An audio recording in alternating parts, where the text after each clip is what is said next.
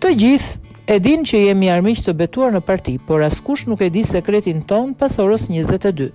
Në sytë e publiku dhe të kolegëve, ne jemi macja me miun. Ajo është nga ai lloj grave që nuk hap kur rrugë, ambicioze, arrogante dhe me një gjuhë brisë të mpret. Sa herë jemi në mbledhje partia apo komisione, përplasemi aq keq sa të tjerët mendojnë se urrejmë njëri tjetrin për vdekje, dhe ndoshta gjatë ditës vërtet urrejmë, por urrejtja dhe pasioni janë dy anë të njëjtës medalje.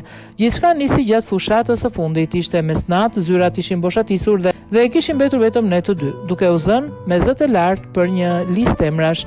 Ajo më gjuajti me një dosje mbi tavolinë duke më bërtitur se isha i paft. Unë ngrita, i shkova pranë dhe kapa nga krahët për ta ndaluar. Në atë moment bërtitjet pushuan. Ajo nuk u friksua, thjesht më sfidoi me sy.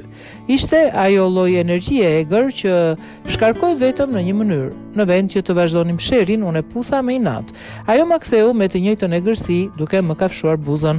Ajo që ndodhi mbi atë tavolinë mbledhjesh mes dosjeve dhe flamujve të partisë ishte çmenduri. Nuk ishte bërje dashurie romantike, ishte luftë. Ishte dominim, ishte shfryrja e gjithë atij tensioni që kishim grumbulluar prej muajsh duke sulmuar njëri tjetrin, që nga ajo natë kemi një marrëdhënie të heshtur. Në mëngjes vazhdojmë të jemi rival. Ajo më kundërshton në çdo ide, unë ja rrëzoj propozimet, por kur kemi turnet e vona, kur dritat e zyrave të tjera fiken, ajo mbyll derën e zyrës time me çelës. Është e çuditshme, por sa herë që zihemi më shumë gjatë ditës, aq më e çmendur është nata. Të gjithë pyesin si ka mundësi që nuk e keni vrarë akoma njëri tjetrin, unë thjesht qesh. Nëse do ta dinin ata se si e zgjidhim ne konfliktin, do të skuqeshin deri në vesh.